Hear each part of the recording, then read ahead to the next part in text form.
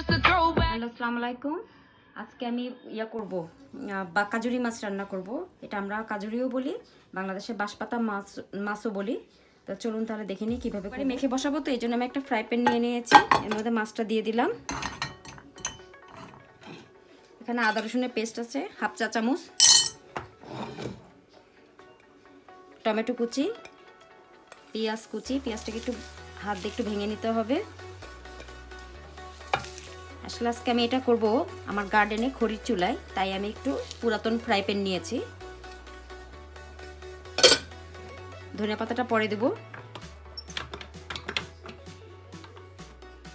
মরিচ দিয়ে দিলাম। এগুলো আমার পরিমাণ মতো আমি দিয়ে নিচ্ছি।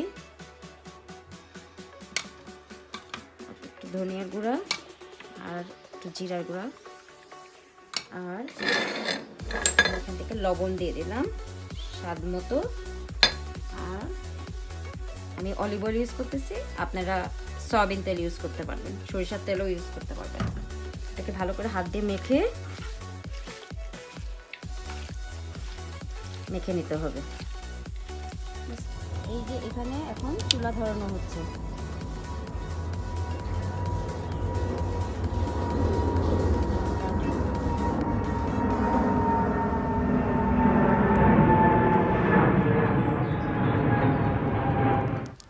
চুলায় ফ্রাই প্যান বসিয়ে দিয়েছি।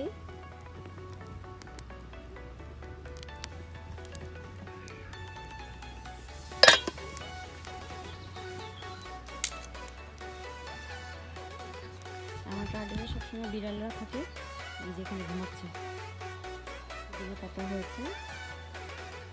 দেখুন